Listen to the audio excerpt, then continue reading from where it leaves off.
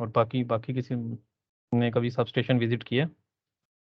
ये सर मैंने एफएफसी के जो उनका मॉड्यूलर सबस्टेशन है वहाँ पे इंटर्नशिप की थी। उनका दरअसल उनका अपनी जनरेशन और अपनी सबस्टेशंस बने हुए हैं, तो उनका ना एक ऑर्गेनाइजेशन लेवल पे वहाँ किया था। सही सही सही सही। अच्छा, अब मैं आपको ना थोड़ा सा आज के दिन मैं अगर आपको एक्सप्लेन करता हूँ हमारा टारगेट क्या है, हम अचीव क्या करना चाहते हैं, कैलकुलेट क्या करेंगे, और उसके बाद मतलब आज मैं ज़्यादा बोलूँगा, उसके बाद मैं चाहूँगा कि आप पढ़ के आओ और उसके बाद आप मुझे एक्सप्लेन करो कि हमने किस तरह चलना है। ठीक है? ये सबस्टेशन में ना हमारे पास 2 से 3 तरह के सबस्टेशन होते हैं। कुछ होते हैं स्विचिंग सबस्टेशंस, कुछ होते हैं डिस्ट्रीब्यूशन सबस्टेशंस, और कुछ होते हैं सिर्फ ना ट्रांसमिशन लाइन की स्विचिंग के लिए यूज़ कर रहे होते हैं। इन सब में ना डिज़ाइन करते हुए हम सिर्फ जो हम टारगेट करेंगे ना, हम सिर्फ एक चीज़ टारगेट करेंगे कि, एक मिनट, आपको एक तस्वीर दिखाता हूँ। सबस्टेशंस में जिस तरह आपके पास सिमिलर, या आपने अगर किसने सबस्टेशन नहीं विजिट किया तो उसने ट्रांसमिशन लाइंस देखी होंगी, जो क्या कहते हैं, हम ना इलेक्ट्रिक पावर को ट्रांसमिट करने के लिए यूज़ करते हैं। उसके लिए अब ये एक टिपिकल सबस्टेशन की पिक्चर है। इसमें मैं आपको ना सिर्फ एक ओवरव्यू देना चाहता हूँ कि इसमें हम करेंगे क्या। होता क्या है कि जब हमने ये इलेक्ट्रिकल कंडक्टिविटी के लिए यहाँ पे कंडक्टर्स टाई किए होते हैं, इसको कहते हैं हम ओवरहेड स्पैन कहते हैं या बस बार्स कहते हैं। इन बस बार्स को टाई करने के लिए हमने साइडों पे ये, जिसे कहते हैं डिस्क इंसुलेटर्स, लगा के टेंशन या सस्पेंशन स्ट्रिंग्स लगाई होती हैं। अब होता क्या है कि इनको हमने सबस्टेशन में किस तरह और कितना टाइट करके लगाना है वो डिपेंड कर रहा होता है हमारी एक स्टडी पे। शॉर्ट सर्किट फोर्सेस की स्टडी होती है। और हम शॉर्ट सर्किट फोर्सेस की स्टडी करते क्यों हैं? वो इसलिए करते हैं कि ये जो हमारे पास टावर्स खड़े हुए हैं, ये ना हमें स्टील स्ट्रक्चर वाला डिज़ाइन करके देता है। लेकिन इलेक्ट्रिकल वाले से वो इनपुट्स मांगता है कि आपके जो अटैचमेंट पॉइंट्स हैं, इन पे फोर्सेस कितनी आएंगी during short circuit and steady state cases में ना। तो वो हमारा एक टारगेट है कि हम एक स्टेडी स्टेट केस में कितनी फोर्स होगी, क्योंकि जब आपने किसी इतने हैवी लोड को इतना टाइट करके बांधा होगा, तो स्टेडी स्टेट केस में यहाँ पे कुछ फोर्सेस आ रही होंगी, उसमें से कुछ डेड लोड होगा और कुछ उसकी हॉरिजॉन्टल टेंसाइल फोर्स होगी। और जब शॉर्ट सर्किट आता है तो फिर क्या होता है, ये कंडक्टर जंप करते हैं अपनी मेन पोजीशन से ड्यू टू इलेक्ट्रोमैग्नेटिक इफेक्ट। फिर वो जब जंप करते हैं अपनी मेन पोजीशन से बाहर जाते हैं, नीचे गिरते हैं और इनमें जो अगर सब कंडक्टर्स में बंडल कंडक्टर्स हैं तो इनमें आपस में पिंच फोर्स आती है। हम ये सारी फोर्सेस को कैलकुलेट करेंगे और इनको ट्रांसफॉर्म करेंगे कि ये जो अटैचमेंट पॉइंट्स हैं गैंट्रीज के ऊपर, यहाँ पे ये किस तरह इफेक्ट करेंगी। ये एक है ओवरहेड स्पैन, जिसे कहते, इस स्पैन को कहते हैं जिसे आप कह लो कि स्ट्रेन्ड स्पैन। स्ट्रेन्ड्स, 2 तरह के स्पैन्स होते हैं, एक होता है स्ट्रेन्ड स्पैन और एक होता है स्लैक स्पैन। जिस तरह आपको इसके ऊपर भी एक ना, यहाँ पे ये बहुत बरीक सी अर्थ शील्ड वायर चल रही होती है। ये जो है ना, इस पे इस तरह के टेंशन स्ट्रिंग्स नहीं है, इसको कहते हैं स्लैक स्पैन। हम स्लैक स्पैन पे भी एक इफेक्ट कैलकुलेट करेंगे, इलेक्ट्रोमैग्नेटिक फोर्सेस की वजह से क्या इफेक्ट आएगा और स्टेडी स्टेट कंडीशंस में क्या इफेक्ट आएगा। दूसरा हम इसको कैलकुलेट करेंगे स्ट्रेन्ड स्पैन्स पे। अब जिस तरह आपको पता है कि हमने ना इसको 2 पार्ट्स में डिवाइड किया है। एक है electromagnetic effect of short circuit forces on flexible conductors, दूसरा है इलेक्ट्रोमैग्नेटिक इफेक्ट का जो फोर्सेस की वजह से आता है वो है ऑन ट्यूबुलर स्पैन्स। अब बस को ना मैं आपको एक और पिक्चर दिखाता हूँ।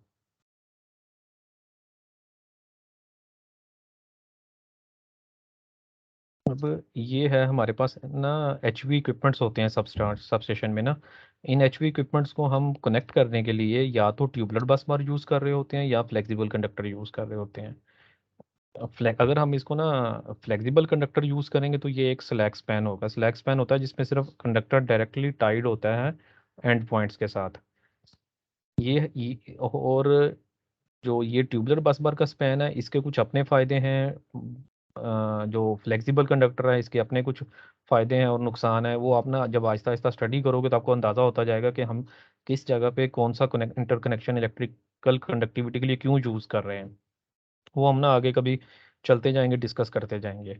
मैं सिर्फ आपको ये दिखाना चाह रहा हूँ, जिस तरह ये एक इक्विपमेंट है और एक ये इक्विपमेंट है। इन दोनों को हमने इलेक्ट्रिकल कनेक्टिविटी के लिए हमने ऊपर एक एल्यूमिनियम का ट्यूबुलर पाइप कनेक्ट किया है। कुछ जगह पे हम एल्यूमिनियम का पाइप यूज़ कर रहे होते हैं, कुछ जगह पे कॉपर का यूज़ कर रहे होते हैं। इनमें मतलब इनमें भी सिलेक्शन और क्राइटेरिया डिफरेंट है। कुछ रीजन्स में कॉपर का यूज़ होता है, जिस तरह हमारे यहाँ कराची वगैरह में कॉपर के पाइप्स यूज़ होते हैं, क्योंकि वहाँ पे करोजन का मसला ज़्यादा है। जो हमारे ऊपर नॉर्दर्न एरियाज हैं, मतलब सिंध से ऊपर जितने हैं, वहाँ पे हम सारे एनटीडीसी में एल्यूमिनियम कंडक्टर ही यूज़ कर रहे हैं और एल्यूमिनियम पाइप्स ही यूज़ कर रहे हैं। अब अब मैं आपको सिर्फ ये एक ना बहुत आसान लैंग्वेज में समझाना चाह रहा हूँ कि हम करना क्या चाह रहे हैं। जब इसमें से इसके पैरेलल किसी कंडक्टर में करंट गुजरता है ना, तो इनमें इलेक्ट्रोमैग्नेटिक इफेक्ट की वजह से फोर्सेस डेवलप होती हैं, जो इस ट्यूब को अट्रैक्ट या रिपेल करती हैं अपने एडजेसेंट कंडक्टर्स के साथ। तो उस इफेक्ट की वजह से ये जो सपोर्ट जो इसने इसको सपोर्ट किया हुआ है, इसके ऊपर स्ट्रेस आता है। उस स्ट्रेस को हमने कैलकुलेट करना है, और अपने जो इक्विपमेंट है या जिस जगह से ये चीज़ टाई हुई हुई है, हम उसको बताएंगे कि इस पे स्ट्रेंथ कितनी रिक्वायर्ड है। ये इस तरह देखने में तो लगता है कि यहाँ पे कुछ भी नहीं होगा, लेकिन मैं आपको ना एक वीडियो दिखाना चाहता हूँ, शायद आपने सीगरे की देखी हो वीडियो। अभी भाई इनके से शेयर की थी आपने, कि मैं इनको एक दफ़ा चला के थोड़ी सी दिखा दूँ उसमें से क्लिप। जी जी, बाद में मैंने शेयर नहीं की जी। जी, मैं आपको दिखाता हूँ।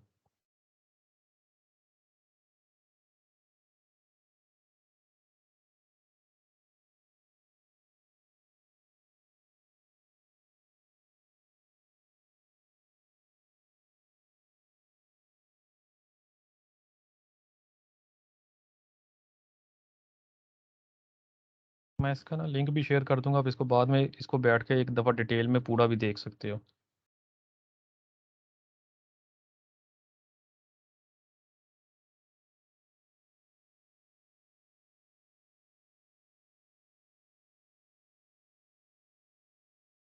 यहाँ से देखिएगा, जब ये इन्होंने एक टेस्ट केस कर रहे हैं सीगरे वाले, कि उन्होंने एक इंटरकनेक्शन स्पैन पे उसका जो फेस टू फेस डिस्टेंस है, distance between sub conductors 1 metre है, स्पोर्ट्स के दरमियान डिस्टेंस 11.5 मीटर है। उन्होंने सिमेट्रिकल शॉर्ट सर्किट करंट उस ट्यूब में से गुजारा है जो 39 किलो एम्प्स है।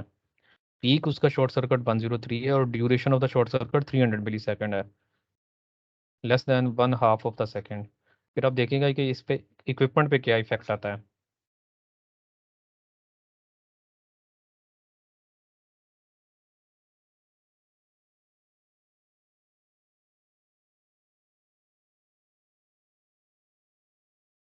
आप देखें कि ये ट्यूब, दोनों ट्यूब आपस में रिपेल करती हैं, और ये फोर्स सारी इस मिडल स्पोर्ट पे आती है। इसकी वजह से क्या होगा कि ये अट्रैक्ट और रिपेल करेंगे, और ये जो स्पोर्ट्स हैं इन पे स्ट्रेस आता जाएगा।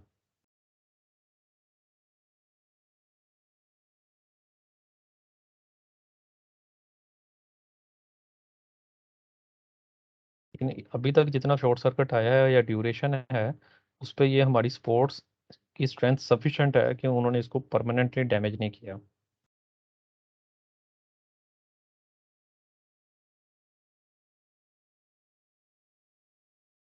अब जब इन्होंने इसका शॉर्ट सर्किट करंट और ड्यूरेशन बढ़ाया है, इसने एक स्पोर्ट को डैमेज कर दिया, जिसकी वजह से ये हमारा पोस्ट इंसुलेटर या कोई इक्विपमेंट जो है ये टूट गया है। अब ये होता है कि इस स्टडी के बाद आप उनको बता सकते हो कि आपका जो पोस्ट इंसुलेटर है या कोई भी इलेक्ट्रिकल इक्विपमेंट है, उसके ऊपर टर्मिनल पे इलेक्ट्रोमैग्नेटिक इफेक्ट की वजह से फोर्स कितनी आएगी, ताकि वो इक्विपमेंट की स्ट्रेंथ जो है उसी हिसाब से वेंडर डिसाइड कर सके। हमारा टारगेट ये जो ट्यूबलर स्पैन्स हैं, इसमें हमारा टारगेट यही है कि ये जो शॉर्ट सर्किट की वजह से जिस जगह पे ट्यूब टाई हुई हुई है, जिस इक्विपमेंट को पकड़ा हुआ है, पोस्ट इंसुलेटर है, सीवीटी है, या जो भी चीज़ है, या बस बार का स्पैन है, उस पे हम उसकी स्ट्रेंथ को एस्टिमेट करेंगे कि वो हमें कितनी स्ट्रेंथ रिक्वायर्ड होगी।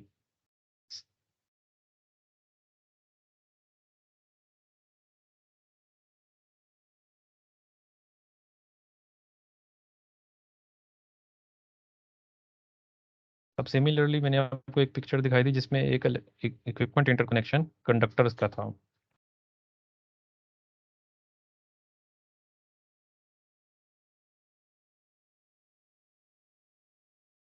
जैसे ये हमारे पास समुद्री रोड एक ग्रिड है हमारे, जिस पे हम काम कर रहे थे।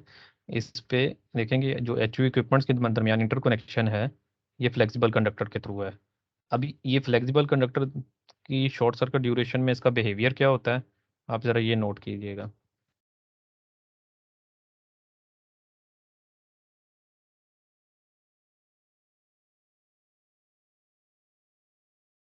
पहले क्या होता है कि ये अपने मेन पोजीशन से उठ के बाहर जाता है।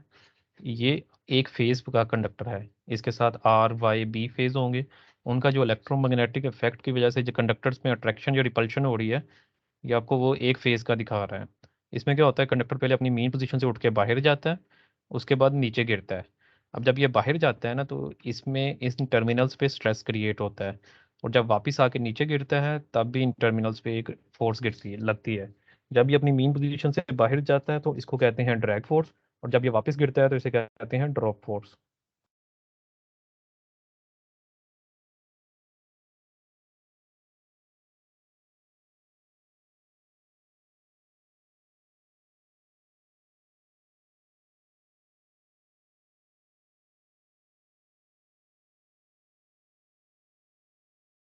अच्छा, ये जो स्पैन है इसको हम कहते हैं स्लैग स्पैन।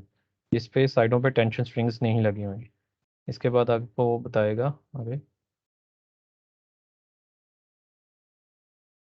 ये जिस तरह आपके ट्रांसमिशन लाइंस के स्पैन होते हैं, या हमारे पास ओवरहेड कंडक्टर्स होते हैं ग्रिड में, इनमें जहाँ पे एंड पे टेंशन स्ट्रिंग्स लगी होती हैं, इनको कहते हैं हम स्ट्रेंड स्पैन्स।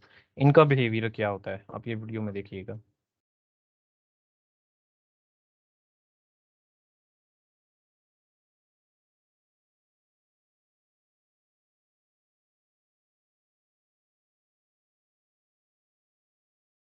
ये देखेंगे कंडक्टर अपनी मेन पोजीशन से उठ के बाहर जाता है, फिर ये नीचे गिरता है। इस बिहेवियर की वजह से जो स्पोर्ट्स हैं, इन पे जो फोर्सेस आएंगी, हम इसको कैलकुलेट करेंगे। सर ये हमेशा यही बिहेवियर फॉलो करेगा? इसमें ना डिफरेंट चीज़ें होती हैं। अभी तो ये एक सिनेरियो है। होता यही है कि ये बिहेवियर इसका यही होता है, ये अपनी मेन पोजीशन से उठ के बाहर जाता है और नीचे गिरता है। लेकिन अभी ये सब एक सिंगल सब कंडक्टर है। अगर इसमें number of bundle conductors different होंगे, तो ये थोड़ा सा डिफरेंट बिहेवियर देगा आपको ना। Okay sir. एक और दिखाता है आपको।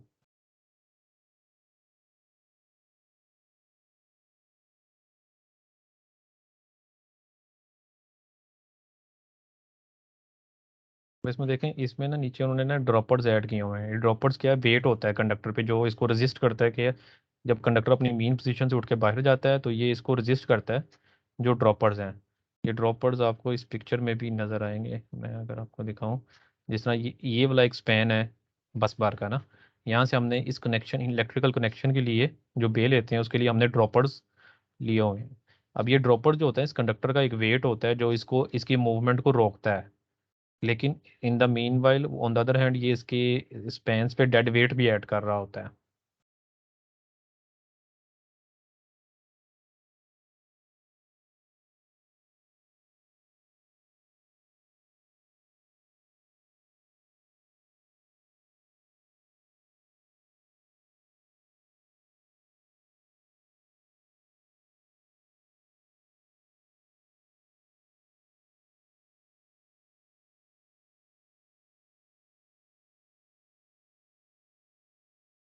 मैं इसके बाद आपको ना एक पिंच फोर्स दिखाना चाह रहा हूँ ताकि आप सारे।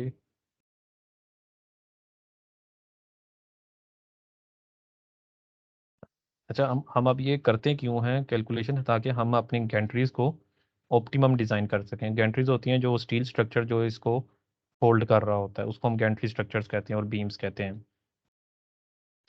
ये जिस तरह सबस्टेशन में ये जो गैंट्रीज लगी हुई है ना, आपको अगर पिक्चर दिखाऊं, ये स्टील की गैंट्रीज हैं। इनके डिज़ाइन के लिए, एक मिनट, इस अगर मैं आपको,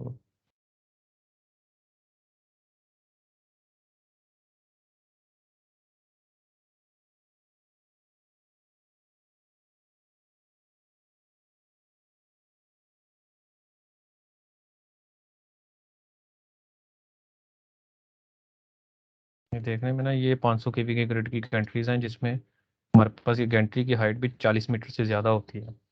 तो ये 40 मीटर का मतलब है ये 100 फुट से ऊंचा स्ट्रक्चर है। आपको देखने में मे भी छोटा लग रहा हो, ये 100 फुट से ऊपर स्ट्रक्चर है ये वाला। और ये वाला स्पैन जो है ये 50 मीटर होगा तकरीबन ना।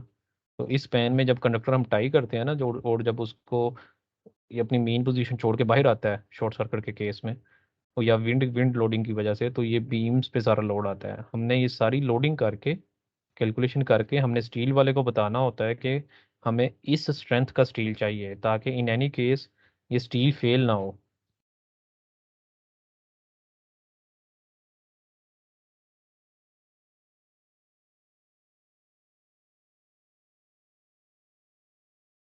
हाँ, अब मैंने आपको पहले दो फोर्सेस बताई थी। एक होती है ड्रैग फोर्स, जब अपनी कंडक्टर अपनी मेन पोजीशन से उठ के बाहर जाता है।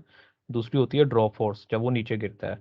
तीसरी होती है अगर आपके पास नंबर ऑफ सब कंडक्टर ज़्यादा हैं, बंडल कंडक्टर हैं एक ही फेज़ के अंदर, आर के फेज़ के अंदर आपने करंट की एम्पेसिटी मीट करने के लिए ट्विन बंडल या फोर बंडल कंडक्टर लगाए हुए हैं, तो उसके लिए क्या होता है, उसमें आपस में वो जो सब कंडक्टर्स हैं ना, इनमें फोर्सेस किस तरह की होती हैं वो आपको यहाँ से नज़र आएंगे।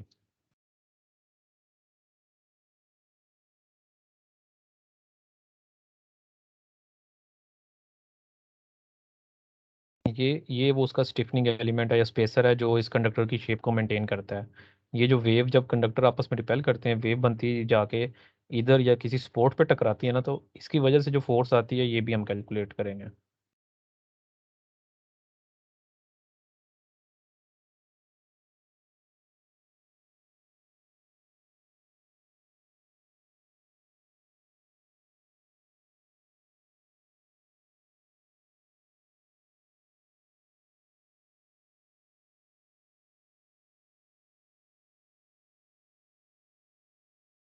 इस वीडियो का ना लिंक मैंने अभी निकाला हुआ था, मैं चैट विंडो में शेयर भी कर देता हूँ। शायद बंद हो गया, मैं आपसे ना बाद में शेयर कर दूंगा इसको ना।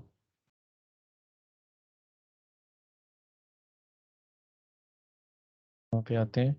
हम क्या करेंगे कि रिजिड कंडक्टर्स हैं, इनके ऊपर ना जो फोर्सेस को एस्टिमेट करने के दो तरीके होते हैं। एक होती है एनालिटिकल अप्रोच, एक है प्रैक्टिकल अप्रोच। जो प्रैक्टिकल अप्रोच अच्छा है, ये IEC 60865 में एक्सप्लेन्ड है। इसमें 60865-1 में वो पूरा एक एनालिसिस दिया हुआ है कि फोर्सेस होती किस तरह, इनको कैलकुलेट किस तरह करते हैं।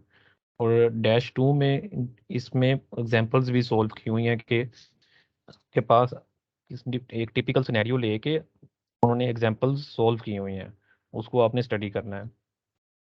सेम इज द केस, एक ही स्टैंडर्ड है IEC 60865, ये रिजिड कंडक्टर्स को भी कवर करता है और फ्लेक्सिबल कंडक्टर्स को भी कवर करता है। हम इसी स्टैंडर्ड के इर्द गिर्द घूमेंगे। अच्छा, ये जो हमारे पास टिपिकल फॉल्ट्स होते हैं, ये आपने पावर सिस्टम में पढ़ा होगा। 3 फेज फॉल्ट है, single phase to line ground fault है, single phase to line and ground fault है, और लाइन टू ग्राउंड फॉल्ट्स हैं। इन सब में ना जो सबसे वर्स्ट केस होता है वो होता है आपका 3 फेज डेड शॉर्ट सर्किट। हम नॉर्मली जब हम काम कर रहे होते हैं इंडस्ट्री में, तो हम इसी शॉर्ट सर्किट को कंसिडर कर रहे होते हैं वर्स्ट केस पे डिज़ाइन करने के लिए ना। तो जब आपके पास कुछ इक्विपमेंट इंटरकनेक्शंस की जो ट्यूब्स हैं, इनके लिए ना ये जो स्पोर्ट्स पे कनेक्टर लगे होते हैं ना, ये भी दो तीन तरह किस्म के होते हैं। एक होते हैं फिक्स्ड स्पोर्ट, एक होते हैं एक्सपेंशन टाइम स्पोर्ट्स के लिए ना। एक्सपेंशन टाइप कनेक्टर्स क्या होते हैं, जो इस ट्यूब की ना एक ख़ास एंगल तक मूवमेंट को अलाउ करते हैं। मैं आपको ना इसके लिए मैं नेक्स्ट मीटिंग में कुछ लिटरेचर मज़ीद निकाल के ना आपको साथ शेयर करूँगा आपके इन्फॉर्मेशन के लिए ना। ये सिर्फ मैं आपको ना एक ओवरव्यू बता रहा हूँ। इन कनेक्टर्स की वजह से जो फोर्स इस टर्मिनल पे आती है ना, ये वेरी करती है, क्योंकि ये इसको अगर इसमें एक तरफ फिक्स्ड है, एक तरफ थोड़ा सा फ्लेक्सिबल कनेक्टर है, तो क्या होगा, जिस तरफ फिक्स सपोर्ट होगी उस तरफ फोर्स ज़्यादा आएगी, जिस तरफ थोड़ी सी फ्लेक्सिबिलिटी होगी उस तरफ फोर्स कम आएगी। यही वो एक टिपिकल स्पैन था कि मैंने IC से ही पिक्चर्स ली हुई हैं इसमें ना, कि ये एक स्ट्रेंड स्पैन है। इसको हम स्टडी करेंगे हॉरिजॉन्टल स्पैन, जो चेन्स या टेंशन स्ट्रिंग्स के दरमियान लगा होता है। दूसरा ये है कि ये एक होगा बी, जो है ये वर्टिकल ड्रॉपर होगा। तीसरा ये इक्विपमेंट्स के लिए ड्रॉपर है। इनके हम बिहेवियर को स्टडी करेंगे इलेक्ट शॉर्ट सर्किट की केसेस में।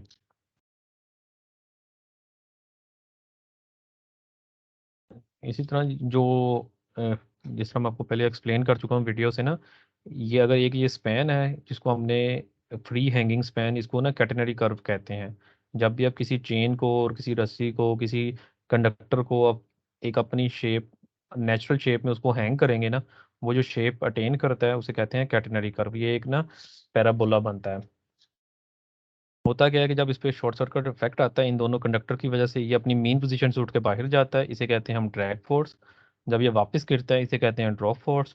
और पिंच फोर्स क्या होती है, जो नंबर ऑफ सब कंडक्टर्स एक ही फेज के अंदर 3 या 4 सब कंडक्टर्स हैं, इनके दरमियान आपस में जो फोर्स आएगी उसे हम कहते हैं पिंच फोर्स। हम ना इन सब के इफेक्ट्स को स्टडी करेंगे। एक मेरी वीडियो में आपके साथ मैंने आपको दिखा दी है, इसको मैं आपके साथ शेयर करूंगा। ये तो मैंने सिर्फ आपको एक छोटा सा इंट्रोडक्शन दे दिया कि हम करने क्या जा रहे हैं, ठीक है। और करना किस तरह है इसको हम ना थोड़ा सा डिस्कस कर लेते हैं। पहले आप मुझे बताएं, आप लोगों के कुछ सवाल हैं इस पे? सर मैंने आपसे पूछना था कि जो वायर के अंदर फ्लक्चुएशन आती हैं उनको कंट्रोल करने के लिए तो डैम्पर्स नहीं यूज करते वो साइड पे। दोबारा बताइएगा, आवाज़ में क्लियर नहीं आई। सर मैंने कहा ट्रांसमिशन लाइन के अंदर सर फ्लक्चुएशन को कंट्रोल करने के लिए डैम्पर्स यूज नहीं किए जाते। असल में डैम्पर्स जो होते हैं ना वो सिर्फ ट्रांसमिशन लाइन पे यूज़ किए जाते हैं, वो बहुत बड़े बड़े स्पैन्स में। उसमें क्या होता है कि जब आपकी एक ना हल्की विंड चल रही हो, वो विंड की वजह से जो एक कंटिन्यूस विंड की वजह से वाइब्रेशन आती है ना, उनको कंट्रोल करने के लिए होते हैं। शॉर्ट सर्किट फोर्सेस पे वो डैम्पर्स आपको इतना काम नहीं देते। और सबस्टेशन के सर अंदर वो हम जी सर जिस तरह वो आपने पिंच फोर्स वाली बताई है तो उसके अंदर सर जो फ्लक्चुएशन आ रही है वो सिंपल फ्लक्चुएशन जैसे सर डैम्पर भी उनको कंट्रोल नहीं कर सकते पिंच फोर्स को। डैम्पर डैम्पर जो होता है ना वो सिर्फ उसमें वेट ऐड करते हैं ताकि ना विंड फोर्स की वजह से, एक अगर हवा चल रही है ना हल्की हल्की हल्की, उस पे विंड की वजह से वाइब्रेशंस ना आए। शॉर्ट सर्किट फोर्सेस के लिए डैम्पर नहीं यूज़ करते हैं, और वो भी सिर्फ ट्रांसमिशन लाइंस पे यूज़ करते हैं, सबस्टेशन के अंदर यूज़ नहीं करते हैं। जी तो ठीक है सर। पिंच फोर्स जो है ना, ये फोर्स काफ़ी ज़्यादा होती है सिर्फ, और इसको जो है ना कंट्रोल करने के लिए हम डैम्पर नहीं, इसके लिए हम स्पेसर यूज़ करते हैं। स्पेसर होता है कि 3 कंडक्टर्स के दरमियान या 4 कंडक्टर्स के दरमियान स्पेस वो ना एक जिसे कहते हैं मेंटेन रखता है कंडक्टर की शेप को ना। स्पेसर और जी सर डैम्पर में ठीक है। फ़र्क फ़र्क है। और किसी का कोई सवाल है?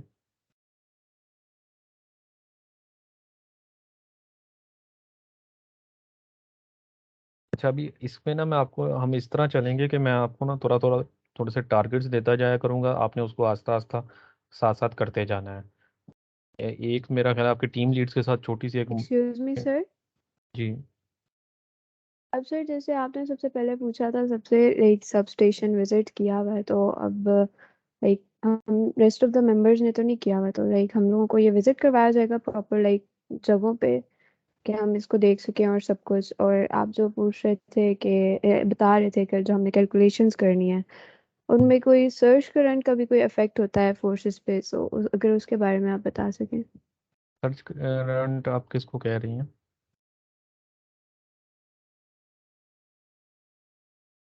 थोड़ा सा एक्सप्लेन कीजिएगा। सबस्टेशन का तो अब विजिट का तो अब मेरा ख्याल है ये हबीब भाई से मैं डिस्कस कर लेंगे बाद में।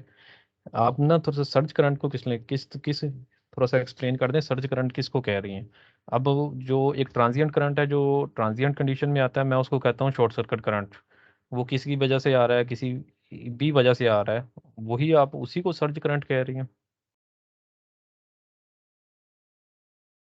सर ये स्टार्टअप के टाइम जो लाइंस पे आता है, यस नहीं नहीं उसको सर्च अच्छा अच्छा करंट वो कह रहे हैं आपको अच्छा उसे। हाँ जी अच्छा मैं समझ गया। वो जो होता है ना लाइन चार्जिंग करंट कहते हैं उसे कई दफ़ा ना, लाइन चार्जिंग करंट कह रहे हैं, सर्च करंट कह रहे हैं, ये वो करंट होते हैं, ये इसकी ना आप कह रहे हैं मैग्नीट्यूड बड़ा कम होता है, इस वजह से इतनी शॉर्ट सर्किट फोर्सेस नहीं आती।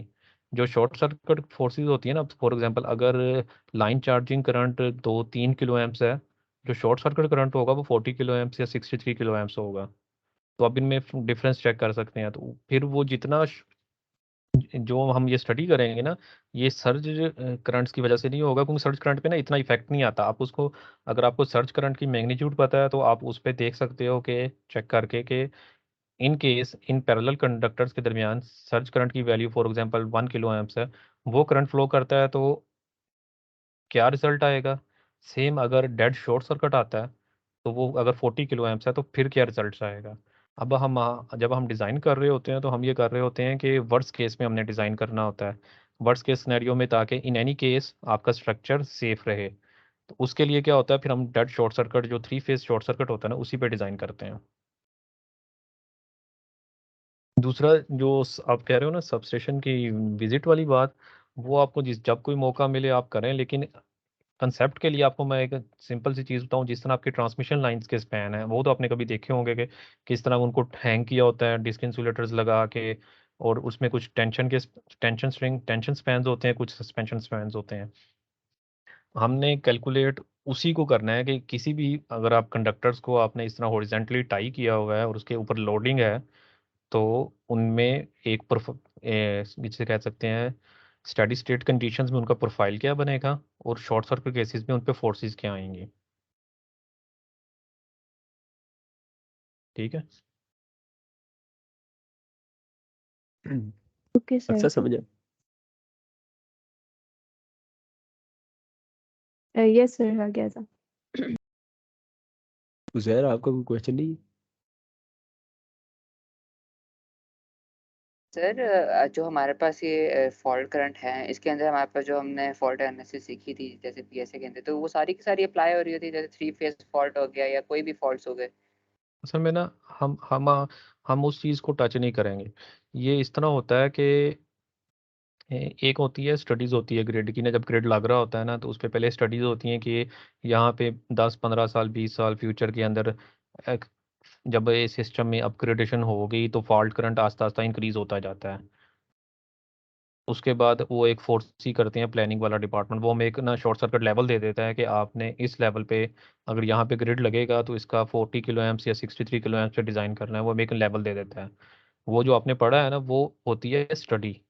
हम वो उस तरफ नहीं जाएंगे, हम जाएंगे कि एक हमें फॉर एग्जांपल फॉल्ट लेवल मिल गया है, कोई भी करंट है, हम ये देखेंगे कि अगर हमने ट्रांसमिशन लाइन या कोई ओवरहेड कंडक्टर्स या ट्यूबलेट स्पैन कनेक्ट किया हुआ है, उसमें से वो डिज़ाइन जो एक शॉर्ट सर्किट करंट गुजरेगा कोई भी वोल्ट करंट लेवल का, तो वो उसका इफेक्ट क्या होगा, उस इफेक्ट की वजह से फोर्सेस पे फोर्सेस कितनी जनरेट होंगी और वो स्पोर्ट्स को किस तरह स्ट्रेस करेगा। हमारा टारगेट ये होगा, बेशक वो ट्यूबलेट स्पैन हो, बेशक वो फ्लेक्सिबल कंडक्टर का स्पैन हो। ठीक है सर, ठीक है। अच्छा, इसमें एक तो ये था कि मैं ये चाह रहा था कि जो फ्लेक्सिबल कंडक्टर वाला स्पैन है, इसको हम करें C# पे, और दूसरा जो है ट्यूब्स वाला, उसका उसका ऑप्शन है, आप लोग जिस पे करना चाहो, C# पे कर लो, मैटलैब पे कर लो, कोई ऐसी चीज़ हो लेकिन जिसकी कंप्यूटिंग पावर हो।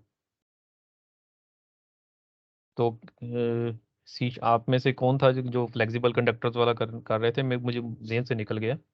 जी सर, उजैर। हमने कहा था कि हम लोग सी शार्प पे कर लेंगे फ्लेक्सिबल उजैर कंडक्टर्स का। ठीक है, उजैर जी उजैर के साथ बाकी दो लोग कौन है? सर, हमास और अक्सा। हम ठीक है।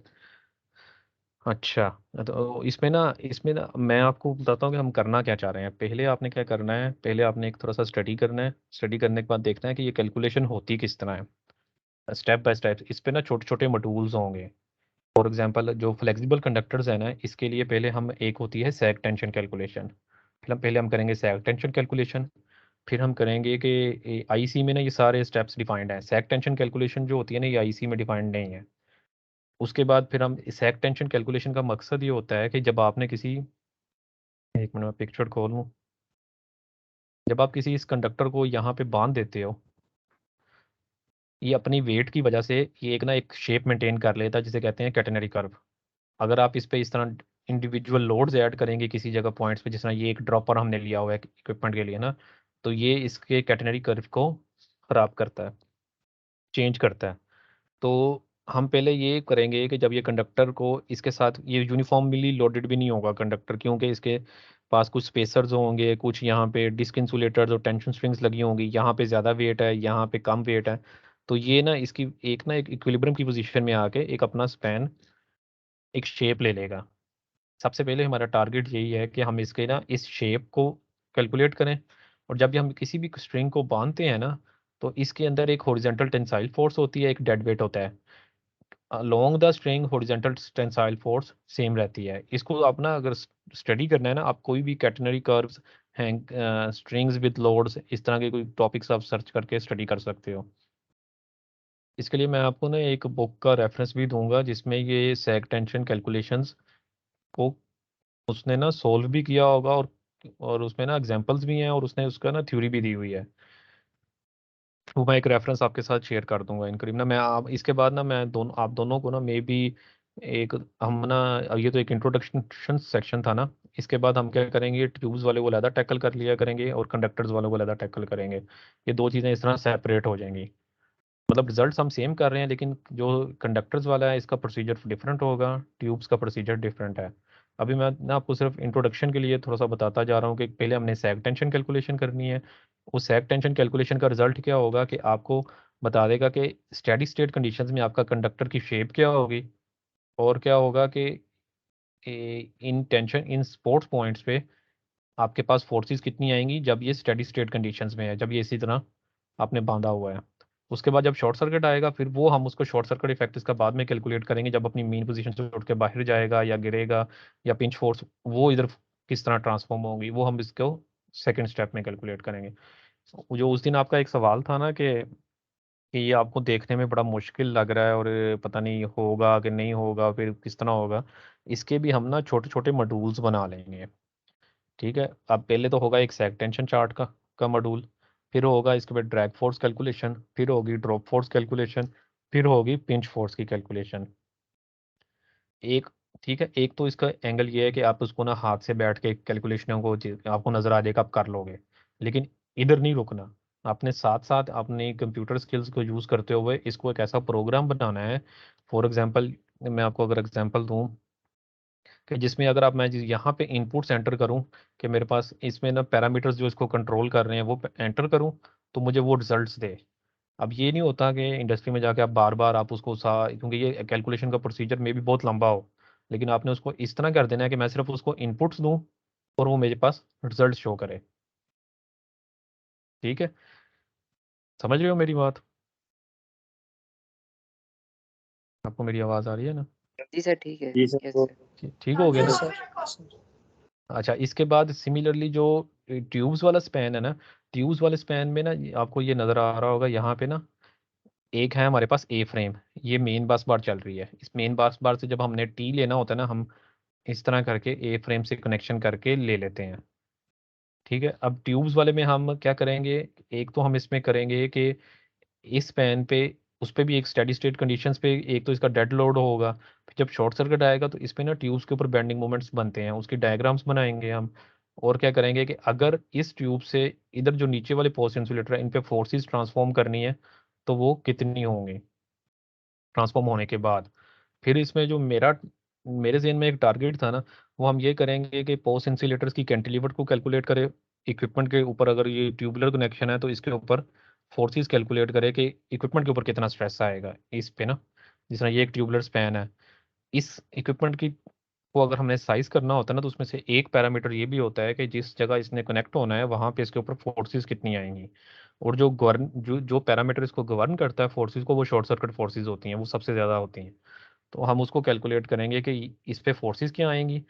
और एक और हम चीज़ कैलकुलेट करेंगे कि जब ये ट्यूब्स हम एक लंबे लंबे स्पैन्स पे टाई कर देते हैं, जिस तरह ये आपको देखने में लग रहा है कि ये इस पोर्ट के दरमियान और इस पोर्ट के दरमियान जो डिस्टेंस होगा ना यहाँ पे, वो होगा ऑलमोस्ट 15 मीटर।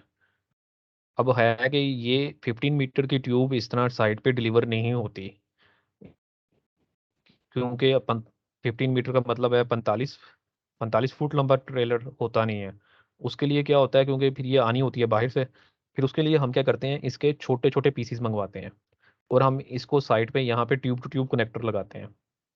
अब वो ट्यूब टू ट्यूब कनेक्टर आपने वहाँ लगाना होता है जहाँ पे इस फैन पे इलेक्ट्रोमैग्नेटिक स्ट्रेस कम हो। उसके लिए हम क्या करते हैं, जीरो बेंडिंग मोमेंट पॉइंट्स ढूंढते हैं। हम वो भी कैलकुलेट करेंगे कि किस पॉइंट पे फोर्सेस कम होंगी ताकि हम उधर हम जॉइंट लगा सकें। इसको एनालिटिकली कैलकुलेट करने के ना प्रोसीजर्स बहुत लंबे नहीं हैं, लेकिन आपको ना अभी ये लग रहा होगा कि ये एक बहुत बड़ा पहाड़ है और इसको पता नहीं कैसे क्रॉस करना है, लेकिन जब आपने जर्नी शुरू करोगे ना तो फिर ये आहिस्ता आहिस्ता चीज़ें अनफोल्ड होती जाएंगी।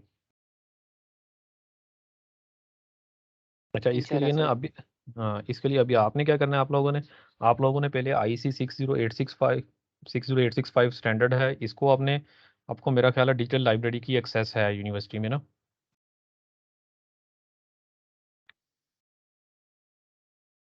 जी आपने एक उजैर है ना आपको, उजैर वकास। आप स्टैंडर्ड डाउनलोड सर कर सकते हो ना यूनिवर्सिटी में, मेरा तो ख्याल है होगी आपको एक्सेस ना। सर हमें इसके बारे में ज़्यादा बताया नहीं गया वैसे डिजिटल लाइब्रेरी का। मेरे ख्याल से कोई पोर्टल वगैरह नहीं है आप हमारे पास। नहीं नहीं, आप लाइब्रेरी में जाएंगे, लाइब्रेरी में ऊपर आपने कभी कुछ स्टैंडर्ड डाउनलोड किया है IEEE के? सर मेरा बेसिकली अगर हमें मेरा कुछ ख्याल है, डाउनलोड करना होता तो वो फिर हमें प्रोवाइड कर देते हैं सर, या IEEE की वेबसाइट से जो अगर मंगवाना है तो वहाँ से कर लेते हैं हम। अच्छा, लेकिन ये मेरा ख्याल है जब हम थे ना तो यूनिवर्सिटी में ना ये जो लाइब्रेरी थी ना, इसमें ऊपर एक लाइब्रेरी थी, डिजिटल लाइब्रेरी। वहाँ पे जब हम जाके सिस्टम पे काम करते थे ना तो वहाँ पे एक्सेस होती थी। चलिए आप चेक कीजिएगा फिर मुझे बताइएगा। एक तो इसमें आप ठीक। तो, हमारी यूनिवर्सिटी की है ना डिजिटल लाइब्रेरी सर, उसकी एक्सेस है, लेकिन वो हमारे अपने हमें उन्होंने जो वाईफाई के कोड दिए हैं उसके थ्रू भी है। चलें, ये आप इसको इंटरनली देख लीजिएगा। मेरा ख्याल है आपको ना वो स्टैंडर्ड्स मिल जाएंगे वेबसाइट से ना यूनिवर्सिटी में। अगर नहीं मिलेंगे तो फिर हम इसके बाद देख लेते हैं। आई का आपने ये नोट कर लेना है, IEC 60865-1, IEC 60865-2। अब जो स्टैंडर्ड होता है ना, इन स्टैंडर्ड्स को पढ़ने का ना एक एप्टीट्यूड आहिस्ता आहिस्ता बनता है, क्योंकि ये स्टैंडर्ड लिखे होते हैं PhD लेवल, एडवांस लेवल के लोगों ने। इसको जब एक दफ़ा पढ़ोगे शायद आपको कुछ समझ ना आए, दूसरी दफ़ा पढ़ोगे फिर समझ नहीं आएगा, लेकिन बार बार जब पढ़ते जाएंगे तो हर दफ़ा आपको कोई ना कोई नया पॉइंट समझ आएगा। हमने घूमना इसी स्टैंडर्ड के अंदर ही है, IEC 60865 के अंदर। और दूसरा ही क्या है, इसके कॉरस्पॉन्डिंगली कुछ IEEE के स्टैंडर्ड भी हैं, वो एक डिफरेंट एनालिटिकल अप्रोच है। एनालिटिकल अप्रोच ये होती है कि हम इसको ना, जिस तरह आपने EMT थ्योरी पढ़ी होगी ना, EMT की तरह इलेक्ट्रोमैग्नेटिक इफेक्ट्स क्या होंगे, गॉसिस लॉ क्या होगा, किस तरह फोर्सेस किस तरह जनरेट होंगे, हम उस तरफ नहीं जाएंगे। ये एक इन्होंने ना एनालिटिकल अप्रोच बनाई हुई है अप्रोक्सीमेशंस के साथ। इस अप्रोक्सीमेशंस के साथ हमारे रिजल्ट्स में भी उतने एक्यूरेट नहीं आते, लेकिन वो जो एक्यूरेसी होती है वो हमारे लिए एक्सेप्टेबल होती है। ये प्रोसीजर उस तरह लंबा नहीं होता, तो इसको कहते हैं एनालिटिकल अप्रोच ना। एक तो आपने ये स्टैंडर्ड डाउनलोड कर लेना है, दूसरा एक बुक है उसका मैं चैट विंडो में एक आपको ना एक देता हूँ, ठहरे मैं ओपन कर लूँ।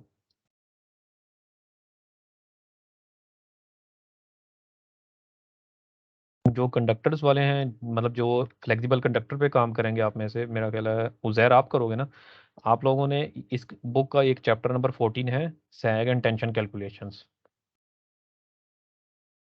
जी इस सर। चैप्टर में इस चैप्टर में ना यहाँ से वो शुरू करता है कि पहले स्लैग स्पैन्स की कैलकुलेशंस करता है, फिर उसके बाद आगे आते जाते जाते फिर वो इस चैप्टर में मेरा ख्याल है टेंशनिंग यहाँ तक भाई, ये 14-15 सफ़े हैं, लेकिन ये 14-15 सफ़ा पढ़ने में भी आपको थोड़ा सा टाइम लगेगा, क्योंकि ये बड़ी एडवांस लेवल की बुक है। अब इसमें भी दो चीज़ें होती हैं। देखिए मैं आपको ना अगर एग्जांपल दूँ ना, आप इसको पढ़ो, इसको देखो कि इसने किया क्या है, लेकिन इसने कुछ अप्रोक्सीमेशंस की होंगी जो मैथमेटिक्स की अप्रोक्सीमेशंस हैं। लाइक वो जब ये ड्राइव करता है कि अगर आप कंडक्टर टाई करोगे तो उसके अंदर हॉरिजॉन्टल टेंसाइल फोर्स कितनी होगी। आप इसको देखो ज़रूर कि ये किस तरह कैलकुलेट कर रहा है, लेकिन आप उसके रिजल्ट्स को इम्प्लीमेंट करना भी सीखना है। हमने पहले उसके रिजल्ट्स को इम्प्लीमेंट करना है। ये जो है ना, इन्होंने डेरिवेशंस की होंगी, ये मे भी आपके ऊपर से गुजर जाए, क्योंकि इसमें ना मैथमेटिक्स बहुत ज़्यादा इन्वॉल्व होता है, लेकिन जो उसके रिजल्ट्स उसने निकाले हैं उसको इम्प्लीमेंट करना ज़रूर सीखना है। ये ईमान रख लेना कि अच्छा ये बुक ने जो किया हुआ है ये रिजल्ट्स ठीक हैं, फार्मूले जो ड्राइव किए हुए हैं, उसके बाद उन फार्मूलों को आपने इम्प्लीमेंट करके, और इम्प्लीमेंट ऐसे करना है कि किसी सॉफ्टवेयर में एम्बेड करके करना है। ठीक है, मैं आपको ठीक ना है सर। एक और एग्जांपल देता हूँ।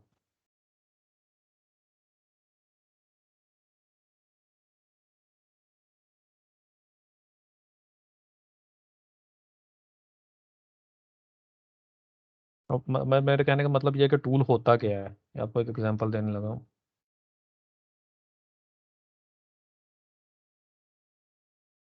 अच्छा, ये इस तरह की चीज़ें होती हैं टूल्स में। मैं ये इस तरह समझता हूँ कि जो पैरामीटर्स आपके इन कैलकुलेशंस को गवर्न कर रहे होते हैं वो आपके पास एक जगह पे आ जाएंगे। उनको आप यहाँ पे एंटर करो, उसको कहो कि रिफ्रेश रिजल्ट्स या आउटपुट में मेरे पास जनरेट करे, वो आपके पास आउटपुट का एक टेबल या चार्ट जो आपको चाहिए वो जनरेट कर दे।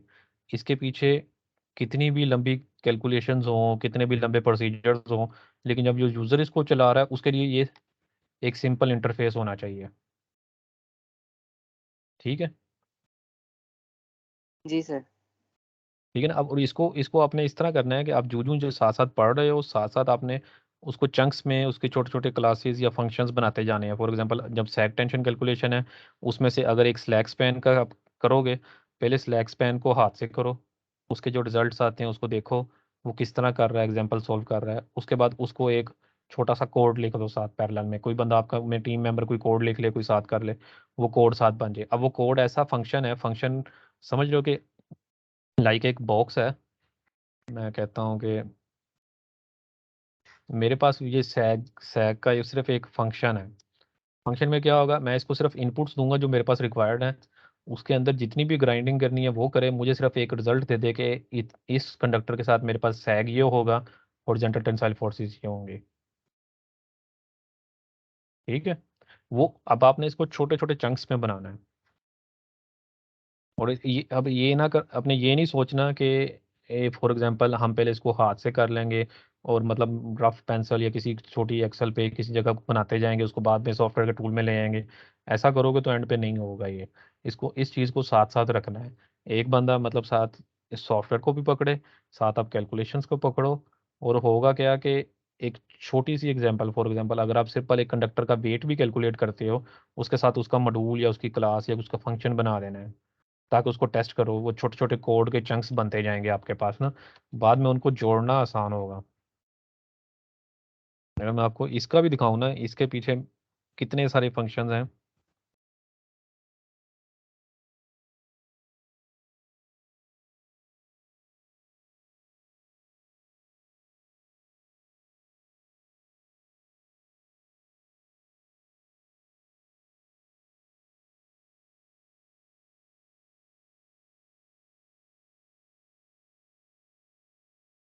मतलब छोटे छोटे काफ़ी सारे फंक्शंस इसमें भी मैंने लिखे हुए हैं। ये ना ये कैलकुलेशन इससे थोड़ा सा हट के काम कर रही है। अब होता क्या है कि ये छोटे छोटे फंक्शंस आपने साथ साथ लिखते जाने हैं, वो आपको इन द एंड इनको जोड़ना आसान हो जाएगा। और आपने ये नहीं सोचना कि अगर मैं पहले इसको समझ लूँगा और उसके बाद में इसको इम्प्लीमेंट कर लेंगे। इसको आपने जितना आपने कर लिया है, साथ साथ आपने उसको कोडिंग में भी इम्प्लीमेंट करते जाना है। ठीक है, अभी अब इसका आगे ना आप थोड़ा सा स्टडी करके आओगे, उसके बाद आपको मैं ना छोटे छोटे टास्क दूंगा जो बता के आप उसको साथ साथ करते जाओ। अभी आपने अपने ना प्री रेक्विजिट्स पूरे करने हैं। जिसने मैटलैब पे काम करना है वो मैटलैब इंस्टॉल कर ले अपने सिस्टम में। जिसने सी शार्प पे काम करना है वो विजुअल स्टूडियो डाउनलोड कर लें आप लोग सारे। उसके बाद अपने आईसी स्टैंडर्ड आप पूरा अपने पास डाउनलोड कर लो। और उसके बाद ये रेफरेंस बुक में आपका नाम, बल्कि आपको अभी बुक में ना इसको टीम्स की विंडोज़ पे शेयर कर देता हूँ ताकि आपके पास बुक आ जाए। बुक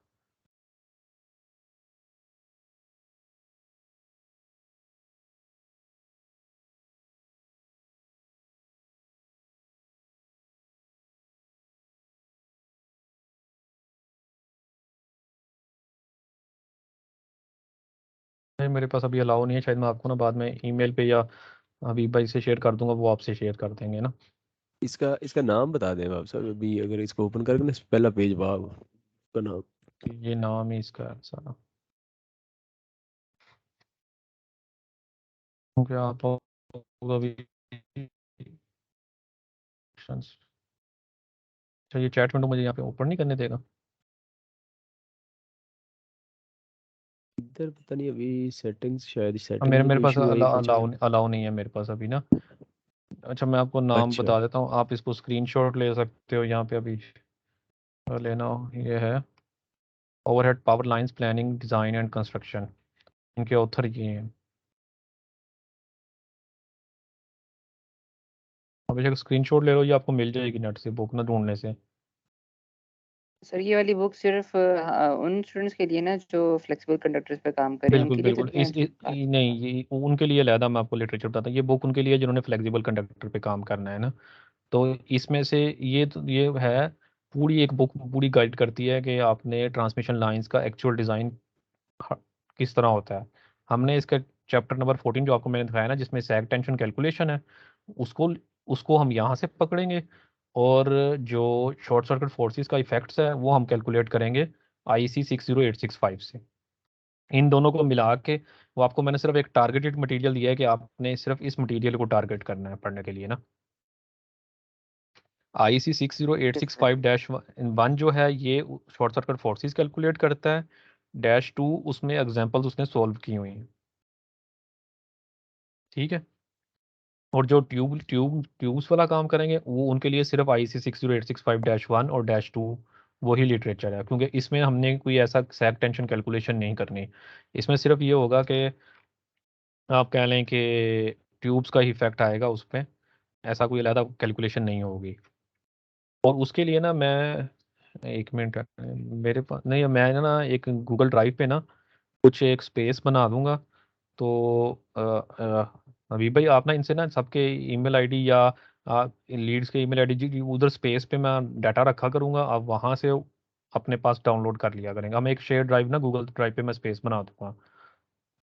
ठीक है, ठीक हो मेरे गया, पास बिल्कुल आपके सही आप है। इन सबके ईमेल आईडीज होंगे ना, मैं उसको उसके अंदर ऐड कर दूंगा और एक एक्सेल फाइल बना दूंगा मैं वहाँ पे प्रोग्रेस की, जिसके ऊपर ना आप ना उसको करके आस्ता आस्ता अपडेट कर दिया, हम वीकली या बाई वीकली हम इस पे ना एक डिस्कशन कर लिया करेंगे। ठीक ठीक हो है, गया, अब आप बिल्कुल सही। मतलब आप सब की आईडीज मुझे दे दीजिएगा, मैं उसमें आप सबको एक्सेस दे दूंगा उसमें ना। और उसमें फिर मैं ये बुक और इस तरह की चीज़ें भी रख दूंगा, और एक मैं आपको रेफरेंस मटेरियल भी रख दूंगा। सेम आपको ना मैं कुछ एक हैंड रिटन कैलकुलेशन भी कुछ पार्ट्स की दूंगा, ताकि आपको एक प्रोसीजर में चलना आसान हो, रास्ता देखना। फॉर एग्जांपल आप इसी तरह दीवारों में टकरे ना मारते रहो, जिस तरफ जाना है आपने उसी तरफ टारगेट होके जाना है। तो ना उस इसमें से कुछ कैलकुलेशंस कुछ मॉड्यूल्स काफ़ी हद तक के ना रास्ते क्लियर हैं। मैं आपसे ना वैसे कुछ रिजल्ट्स भी मैं आपको इस तरह के शेयर करूँगा। ये एक टिपिकल कैलकुलेशन हुई हुई है हाथ से ना, एक स्पेसिफिक मॉड्यूल की ना। और मैं चाह रहा हूँ पहले आपने भी इसी तरह इस कैलकुलेशन को पकड़ना है, इस कैलकुलेशन को स्टडी करना है। पहले आईसी पढ़ना है, सबसे पहले तो आपने आईसी पढ़ना है। आईसी को 2-4 मतलब दिन उसको अच्छी तरह लगा के पढ़ना है, उसमें से डेफिनेशंस पढ़नी है, उसको तरीका पढ़ना है। फिर उसके ऊपर एक कैलकुलेशन दूंगा, आपने इसको हाथ से करना है।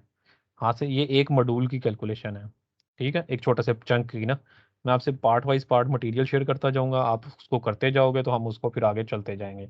लेकिन ये मेक श्योर करना है कि जो पार्ट आपको समझ आ जाए, जो आप कर लो, उसके साथ आपने उसका कोड बिल्ड कर देना है। कोड बिल्ड करने के बाद उसको उसमें टेस्ट कर लेना है, उसके रिजल्ट्स को ना बुक्स के रिजल्ट्स डाल के, एग्जाम्पल डाल के भी टेस्ट करना है। फिर आपको मैं टेस्ट केस के फॉर एग्जांपल कुछ रिजल्ट्स दे दूंगा कि मतलब डिफरेंट सिनेरियोज दूंगा, आप उसके मुझे रिजल्ट्स बना के दोगे तो मैं टेस्ट कर लूंगा कि आपके रिजल्ट्स कितने की मैच कर रहे हैं हमारी कैलकुलेशन से ना। ठीक है। जी सर, ठीक है। हाँ, ठीक है और सर। इसमें ना देखो जब सॉफ्टवेयर बनाते हैं ना, इसमें दो चीज़ें होती हैं। एक होता है जब आप C# पे काम करोगे ना, तो एक होता है उसका फ्रंट एंड, एक होता है उसका बैक एंड। जो फ्रंट एंड होता है ना, वो हम उसको डिस्कस करेंगे कि हम इसकी किस तरह की शेप बनाना चाहते हैं। सिमिलरली मैटलैब पे भी इसी तरह आप ना आप जिसके मैटलैब में था वो ग्राफिक्स का ना, कि आप उसका फ्रंट एंड बना लेते हो, बटन्स उसमें टेक्स्ट बॉक्सेस बना के उसमें जब वैल्यू डालता है तो आपने उधर से उठा के अपने कोड में लेके जानी है। लेकिन कोड जो पीछे बैक एंड पे कोड होगा वो सेम वही होगा, जो मतलब पहले आप बना लोगे। पहले कोड बनाओगे, कोड टेस्ट करोगे, उसको मे बी आप सिंपल डोज बेस एंट्रीज दे सकते हो। उसके बाद क्या होगा कि उसको आपने ग्राफिकल यूजर इंटरफेस टाइप आपने एक इंटरफेस बनाना है, ताकि जो यूजर इसको चलाए उसके लिए आसानी होगी। उसको इसके अंदर इसके जो है ना बारीकियां की जरूरत नहीं होती पढ़ने की, उसने सिर्फ रिजल्ट्स लेने हैं आपसे। तो मेरा ख्याल है इसको अभी इधर तक ही रखते हैं। मैं ना मी भाई आप इनसे ना इनके ईमेल आईडी वगैरह लेके मेरे से शेयर कर दीजिएगा। मैं जो लिटरेचर है थोड़ा सा बना के गूगल ड्राइव पे स्पेस बना के ना उनमें सबको एक्सेस दे दूंगा। आप डाउनलोड करो, उसके बाद उधर से क्या कहते हैं काम करो। उसके बाद नेक्स्ट मीटिंग में आपने मुझे आज आज तो मैं बोलता रहा हूँ, नेक्स्ट मीटिंग में आपने मुझे एक्सप्लेन करना है कि आपने क्या पढ़ा है, किस तरह है, इसको हम किस तरह लेके चल सकते हैं। फिर हम उसको एक डिस्कशन के बाद आगे चलेंगे। सर एक चीज़ जी बता ठीक हो दें, गया। एक जी चीज़ बता दें कि सर जो हमारा ग्रुप है फ्लेक्सिबल कंडक्टर्स वाला, वो किस चीज़ पे फोकस करे, पहले पहले आईसी वाले पे करे या वो सैग वाले पे करे? देखो क्योंकि आईसी का ओवरव्यू आपने लेना है। और उ- लेकिन ये जो कैलकुलेशन है ना, जो सैग टेंशन कैलकुलेशन, ये इसकी जो आउटपुट है वो शॉर्ट सर्किट फोर्सेस की इनपुट है। जी सर। ठीक है, आप इसको दो तरीके से भी कर सकते हो। एक तो ये है कि देखो हर ग्रुप मेंबर ने पहले आईसी भी पढ़ना है और सैग वाले जो बुक है उसका चैप्टर 14 उसको भी पढ़ना है। लेकिन आप उसको इस तरह डिवाइड कर सकते हो, क्योंकि कोई भी ऐसा ना हो कि मतलब एक ग्रुप मेंबर को ये ना पता हो कि सैग के बाद दूसरे में क्या हो रहा है। आईसी पढ़ना ज़रूर है। उसके बाद आप अपने तौर पे डिवाइड कर सकते हो अपने रोल्स ना कि किस तरह करना है। हम इसको ये भी हो सकता है कि हम शुरू करें कि शॉर्ट सर्किट फोर्सेस कैलकुलेशन कर लें, उसमें सैग को एज अ इनपुट ले लें, फिक्स्ड इनपुट के। अच्छा, कोई भी अगर स्पैन है उसकी static tensile force for example 10 kilo Newton होगी, तो उसको, लेकिन वो 10 किलो न्यूटन आती कहाँ से है, वो सैग टेंशन से कैलकुलेशन होगी। पहले तो आप इसको पढ़ोगे ना, आपको अंदाजा होगा कि इनपुट्स कौन से हैं। इसमें बेतहाशा वेरिएबल्स हैं, बेतहाशा आपने ग्राफ्स की इक्वेशंस को सॉल्व करना है, जिसमें आपकी ना, वो मैं आपको बता रहा था, न्यूमेरिकल मेथड्स या आपको मैथ्स इन्वॉल्व होगा। तो उसको आपने ना एज अ बल्क देखोगे तो आपको बहुत बड़ी मुश्किल लगेगी, लेकिन आपने उसको छोटे छोटे पार्ट्स में डिवाइड कर लेना है। छोटे छोटे हम पार्ट्स को हल करते जाएंगे, और जब जो जो आपने फॉर एग्जांपल एक चंक कर लिया, उसको आपने उसका कोड भी जनरेट कर लेना है, ताकि वो नेक्स्ट की इन उस कोड की आउटपुट जो होगी नेक्स्ट चंक की इनपुट होगी। ठीक है सर। ठीक है ना। फिर हम इसको देखेंगे कि कोड हमने किस तरह देखना है और किस तरह चलना है। सर हम और लाइब्रेरी बनाते रहेंगे ना कोड्स की, मतलब फर्ज करें हम एक लाइब्रेरी बनाते रहेंगे जिसके अंदर हम हर एक फंक्शन को पहले से डिफाइन करके रख लेंगे, तो बाद में फिर हम उसी फंक्शन को दोबारा रीयूज कर लेंगे। हाँ, उसको फंक्शंस अब मतलब फंक्शंस के साथ अलावा ना, इसको ना अगर आप क्लास बनाओगे तो आपको ज़्यादा आसानी रहेगी। सी शार्प में ना क्लासेस बन जाएंगी, एक सेग टेंशन की क्लास बन जाएगी, उसके अंदर उसके जो क्लास के ऑब्जेक्ट्स होते हैं वो वेरिएबल्स बन जाते हैं, वो ज़्यादा आसानी हो जाती है। फंक्शन कॉल करना थोड़ा सा लंबा काम हो जाता है, लेकिन अब जब आप करोगे तो आपको आहिस्ता आहिस्ता खुद ही, जब एक दफ़ा मसला आएगा फंक्शन में, फिर आपको लगेगा नहीं मुझे क्लास डिफाइन करनी चाहिए, तो फिर आप क्लास डिफाइन करोगे जाके ना। लेकिन प्रेफरेंस यही है कि जितने भी आप काम होते हैं ना प्रोग्रामिंग में भी, वो क्लासेस डिफाइन करते जाते हैं। जी सर ठीक है। हो गया। और जिस तरह अब दूसरे जो मैटलैब वाले हैं, वो उस तरह एक छोटा छोटा मॉड्यूल्स पहले हम उसको कैलकुलेशन करेंगे बाद में, लेकिन साथ साथ आपने एक ग्राफिकल यूजर इंटरफेस भी बनाना है, उसकी शेप हम डिस्कस करेंगे आहिस्ता आगे आगे ना, ताकि हम ना सारी चीज़ें साथ साथ बिल्ड करते जाएं आहिस्ता आहिस्ता।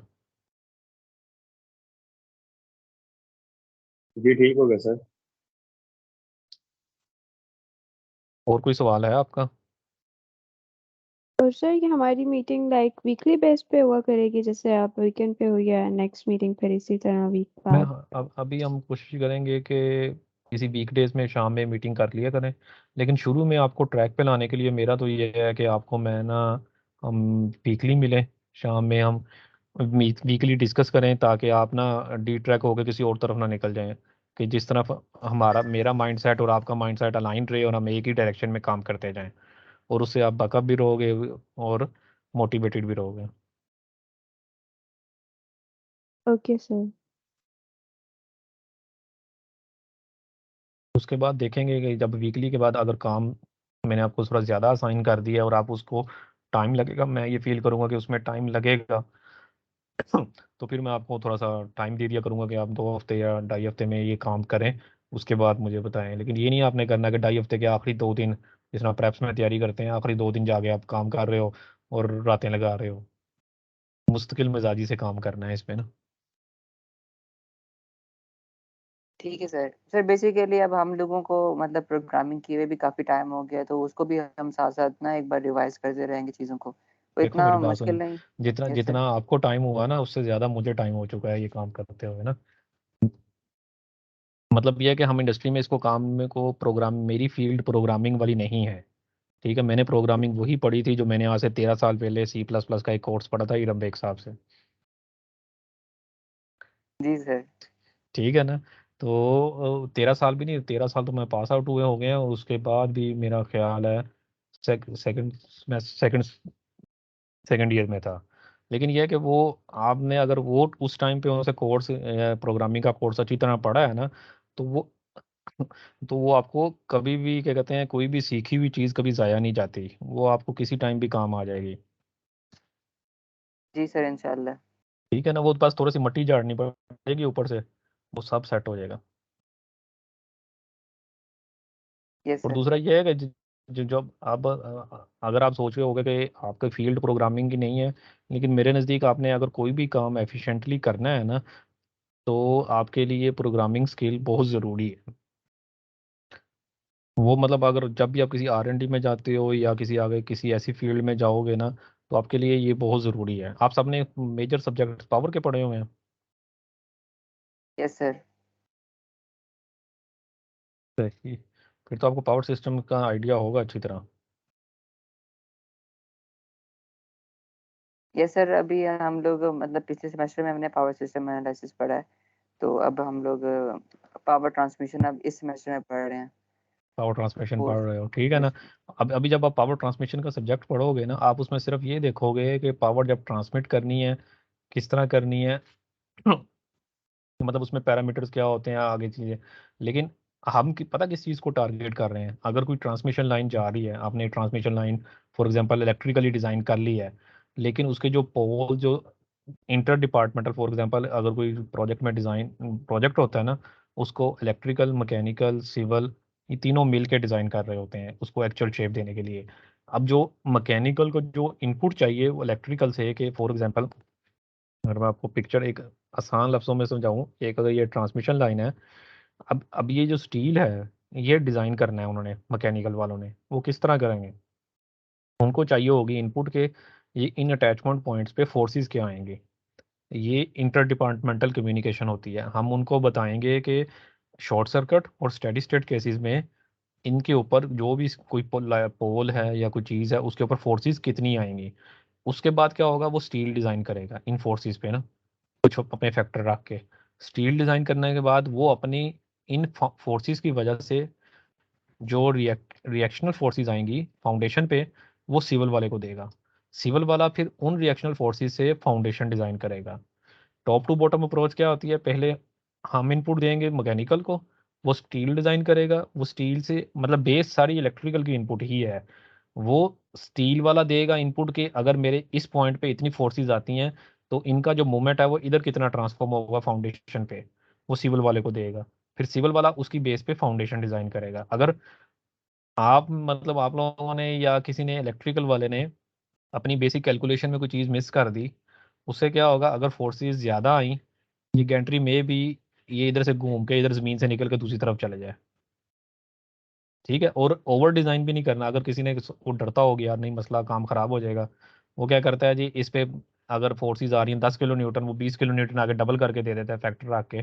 फिर आपका स्टील का डिज़ाइन हैवी हो जाएगा, फाउंडेशन डिज़ाइन हैवी हो जाएगी, प्रोजेक्ट की कॉस्ट ओवररन हो जाएगी, ठीक है। अब ये जो ट्रांसमिशन लाइंस के स्पैन्स होते हैं, चीज़ें होती हैं ना, इनको जो गवर्न कर रही है चीज़, वो यही चीज़ है कि एक तो ये इलेक्ट्रिकल पैरामीटर्स तो हैं ही हैं कि मतलब ट्रांसमिशन जब आप कर रहे हो तो कंडक्टर क्या होगा, स्पेसिंग क्या होगी, और भी बहुत सारी चीज़ें ऐसी हैं, क्लियरेंस क्या होगी। लेकिन जो इंटर डिपार्टमेंटल हम कम्युनिकेशन करते हैं कि इलेक्ट्रिकल मैकेनिकल को इनपुट देता है कि इस स्पैन पे, इस लेंथ पे आपने स्ट्रक्चर जो है कितना मजबूत बनाना है, वो हम कैलकुलेट करेंगे।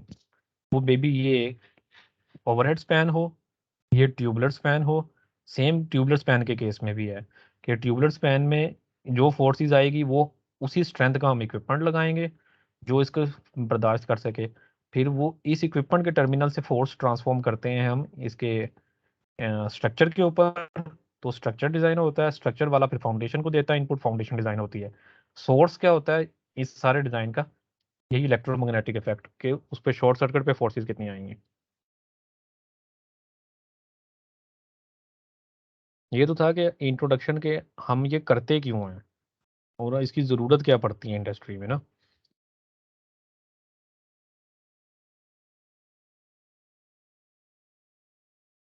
फिर मेरा ख्याल है इसको अब अगर आपके क्वेश्चन है तो पूछ लें, फिर इसको क्लोज करते हैं। और नेक्स्ट ना फिर हम इसको कोई अभी भाई आप ना एक ना इनकी ना लिस्ट बना के ना आईडीज़ की, ईमेल आईडीज़ की मेरे साथ शेयर कर दीजिएगा। मैं ना जी गूगल ड्राइव पे डाटा रख के उसको इनको एक्सेस दे दूंगा रीड राइट की। जी जी बिल्कुल ज़ाहिर, ये मुझे व्हाट्सएप कर दें सबके मैसेज ना, उसी ग्रुप में कर दें ईमेल्स, मैं अभी शेयर कर देता हूँ ताकि वो वन ड्राइव पे एक्सेस आ जाए आपको जो हाँ भी डाटा हो। तो मैं फिर मैं आपको ना फिर अनकरीब उस पर डाल के वो आपको एक ईमेल जनरेट कर दूंगा, भाई मैंने ये डाटा डाल दिया, आप इसको देख लो। और नेक्स्ट मीटिंग हम एक कोई प्लान करके उसमें फिर आप ना आहिस्ता आहिस्ता इन चीज़ों, ये तो मैं आपको ना इसलिए एक्सप्लेन करता जा रहा हूँ चीज़ों को कि आपके दिमाग में अगर कोई सवाल है तो आप पूछते जाओ कि ये करने का फ़ायदा क्या है, मतलब इतनी लंबी कैलकुलेशन करने का इसकी एप्लीकेशन कहाँ पे होती है। मैं आपको ये समझा रहा था कि ये जब कैलकुलेशन जाके फील्ड में इस्तेमाल कहाँ पे होती है। जी सर, वो वीडियोस देख के ज़्यादा ज़ाहिर हो गया कि इन चीज़ की ज़रूरत क्यों है। मतलब हम तो पहले समझ रहे थे ना कि शॉर्ट सर्किट जो हमारे पास फॉल्ट होते हैं, करंट जो होता है, ये हमेशा तो नहीं पास कर रहा होता। नॉर्मल कंडीशन के अंदर तो लाइन ठीक होती है, पर क्योंकि ये हमारे पास सेफ्टी प्रिकॉशंस होते हैं कि फ़र्ज़ करें एक शॉर्ट सर्किट करंट से हमारा पूरा का पूरा सबस्टेशन मतलब क्राइसिस के अंदर जा सकता है। तो अब थोड़ी-सी इसकी एप्लीकेशन क्राइसिस मुझे भी समझ आई है। क्राइसिस भी ऐसा होगा कि मे बी कोई गैंट्री निकल के नीचे गिर जाए या इक्विपमेंट टूट जाए। देखो डिज़ाइन में ना, यस सर। सबस्टेशन के डिज़ाइन में के अंदर बहुत सारी चीज़ें हैं। ये हमने सिर्फ उसका एक छोटा सा पीस पकड़ा है, उसको डिज़ाइन कर रहे हैं। ठीक ठीक है हो सर। गया? सर अगर हम लोग एक माइक्रोसॉफ्ट टीम बना लें जिसके अंदर आप हमें मतलब चीज़ें असाइन भी मॉड्यूल्स को असाइनमेंट वगैरह भी कर दिया करें, तो वो ज़्यादा टीम्स फ़ीज़िबल पे नहीं रहेगा? Yes sir. टीम्स पे बना लें, टीम्स पे भी मसला नहीं है, व्हाट्सएप पे बना लें, मुझे कोई इशू नहीं है। लेकिन ये है कि मैं आपको वीकली में भी एक आधा दिन में किसी शाम में हम बैठ के डिस्कशन कर सकते हैं। आप अपने क्वेश्चंस इकट्ठे कर लिया करो। अब होता पता है क्या है, जस्ट लाइक जिस तरह हमारे से मैं एक्सपेक्ट करता हूँ कि don't come to me with a problem, come to me with a solution. आप उसको पढ़ो, उसका सोल्यूशन निकालो, फिर उसको डिस्कस करो मेरे साथ। मैं आपसे आप जी लोगों सर। से ना ये एक्सपेक्ट करता हूँ, क्योंकि आप लोग अभी यूनिवर्सिटी में हो, आप में पैशन है, पढ़ने का शौक है, पढ़ने की लगन है, तो आपने ना वो क्वांटम ऑफ वर्क देख के आपने परेशान नहीं हो जाना कि ये क्या करने जा रहे हैं। जी सर, ठीक है। ठीक हो गया ना? उसको अगर आप, मैं आपको फिर मशवरा दूंगा, अगर आप रूटीन में वीकली बाई वीकली मीटिंग्स करते रहे ना, तो फिर इंशाल्लाह आप अपने टाइम से पहले इसको मुकम्मल कर लोगे। ये मैं आपको गारंटी देता हूँ। बीच में भागना नहीं है, मतलब ये इजी नहीं होना। जी सर, हमारी कोशिश यही होगी कि हम लोग ना अब मतलब आप ऐसा, जी जी, एक स्टूडेंट होगा जो प्रोग्रामिंग पे फ़ोकस कर रहा होगा, एक स्टूडेंट जो उसको कंप्लीटली डीप अंडरस्टैंडिंग कर रहा होगा, तो जाके एक बंदा ओवरव्यू दे दे। तो वो एक फीडबैक सिस्टम से ना चीज़ें ज़्यादा अच्छी तरह कवर हो जाएँगी। मतलब बिल्कुल। इसके लिए प्रॉपर ग्रुप मैनेजमेंट चाहिए होगी। वो आप अपने एंड पे देखें किस तरह करना है, लेकिन इसमें होगा क्या, मैं तो आपको यही कहूँगा कि बेसिक नॉलेज सबको होना चाहिए। ठीक है? बेसिक नॉलेज से क्या मुराद है कि आपको पता होना चाहिए कि फोर्सेस किस तरह से जनरेट हो रही हैं। इसके अंदर फिर ना हम ना कैलकुलेशन के छोटे-छोटे मॉड्यूल्स हैं। फॉर एग्ज़ाम्पल ड्रैग फोर्स है, एक ड्रॉप फोर्स है, फिर उसके बाद पिंच फोर्स है। सिमिलरली जो ट्यूब्स वाला स्पैन है, इसके अंदर भी एक मतलब अल्फ़ा, बीटा कुछ पैरामीटर्स हैं जो आपने कैलकुलेट करने होते हैं। फिर उसके अब वो उसकी डिटेल कैलकुलेशंस किस तरह होती हैं, आईसी नहीं ना, हमें ग्राफ्स दिए हुए हैं। ग्राफ्स जो हैं वो जब आप हैंड रिटन कैलकुलेशन कर रहे होगे, फिर तो आप ग्राफ के ऊपर रूलर रखोगे, एक्स्ट्रा प्लॉट करोगे, अच्छा ग्राफ से मेरी वैल्यू भी बनती है, आप कैलकुलेशन में इस्तेमाल कर लोगे। लेकिन जब आपका सॉफ्टवेयर टूल बना दिया, तो वो टूल ने खुद उस ग्राफ को जाके देखना है, उसमें से मतलब फॉर एग्जांपल अगर एक्स 50 है, तो 50 के कोरस्पॉन्डिंगली वो किस उस कर्व को एक्स्ट्रा प्लॉट करके कहाँ पे हिट करेगा, वो पॉइंट आपने निकाल के लाना है। उन पॉइंट्स को निकालने के लिए आपको ना थोड़ी-सी स्किल चाहिए होगी। उन्होंने ना आईसी ने इक्वेशंस दी हुई हैं कि मतलब इन चीज़ों को, इन पैरामीटर्स को सॉल्व करने के लिए कुछ तो क्वाड्रेटिक इक्वेशंस है सिंपल सी, कुछ थर्ड डिग्री इक्वेशंस हैं, कुछ जाके आती हैं इक्वेशंस ऐसी जो साइमल्टेनियस इक्वेशन होती हैं थर्ड डिग्री या फोर्थ डिग्री। उनको सॉल्व करने की टेक्निक्स होती हैं डिफरेंट ना। फिर हम उसको देखेंगे कि वो आपको नेट से लेक्चर्स मिल जाएँगे कि किस तरह सॉल्व करते हैं। कुछ अब एक जब आप क्वाड्र डिग्री जो इक्वेशन सॉल्व कर रहे होते हो ना, उसको सॉल्व करने के लिए फॉर एग्जांपल देखो, जब आप हाथ से सॉल्व कर रहे होते हैं, जैसे हम मैथमेटिक्स की क्लास पढ़ते थे, तो वो तरीका और होता है उसको सॉल्व करने का। लेकिन जब आप उसको कंप्यूटर पे सॉल्व करते हो, फिर आप उसको डिफरेंट एंगल से सॉल्व करते हो कि आप फॉर एग्जांपल एक एक्स है, एक्स की वैल्यू पुट करो उस क्वेश्चन में, वो उसको जस्टिफाई करती है, नहीं करती, फिर उसके बाद नेक्स्ट एक्स पुट कर दो। दूसरा ये होता है कि आपने उस सॉल्यूशन को किसी शॉर्ट रास्ते से जाना है, उस सॉल्यूशन को अप्रोच करते हुए ना। तो मतलब ये जो हाथ से कैलकुलेशन कर रहे होते हैं ना, सॉल्विंग कर रहे होते हैं, उसको तरीका ही और होता है करने का। जब आप कंप्यूटर से कर रहे होते हो, फिर वो तरीका ही और होता है। उस जो कंप्यूटर से हम करते हैं ना मैथमेटिक्स, इसे कहते हैं न्यूमेरिकल मेथड्स। इसमें 2-3 चीज़ें होती हैं। एक होता है कि आपने सॉल्यूशन को अप्रोच करना है, लेकिन अप्रोच करते हुए आपने सॉल्यूशन को ऐसा अप्रोच करना है कि सॉल्यूशन को आप जल्दी पकड़ लो, क्योंकि फिर आपकी कैलकुलेशन में ना डिले आने लग जाएँगे आहिस्ता-आहिस्ता। इसको जब हम उस पे पहुँचेंगे ना, तो आपने छेड़ा तो मैं आपको बताने लग गया हूँ, लेकिन जब हम उस जगह पहुँचेंगे तो फिर हम डिस्कस करेंगे। ठीक है सर। ठीक हो गया विकास, आपको क्लियर है और बाकी सबको? जी सर क्लियर है सर सारा कुछ। चलें गुड। Yes sir. चलें ठीक है, फिर इसको मेरा ख्याल है यहीं तक रखते हैं। ठीक है अभी भाई, जी ठीक हो गया इंशाल्लाह। फिर नेक्स्ट इंशाल्लाह। जब भी करना होगा हाँ कर लेंगे नेक्स्ट में है ना, डिस्कस। मैं कोशिश करूँगा कि ना हम वीकडेज में किया करें। ठीक है, मे बिल्कुल बी सही है। वेंसडे की शाम को कर लिया करेंगे या थर्सडे को ना। उसमें उस तक आप, मैं आपको लिटरेचर भी दे दूंगा, आप थोड़ा सा ओवरव्यू स्टडी करो, फिर उसके बाद इंडिविजुअली हमको कुछ क्वेश्चंस होंगे हम डिस्कस कर लेंगे, फिर हम उसको अगला रास्ता देखते हैं।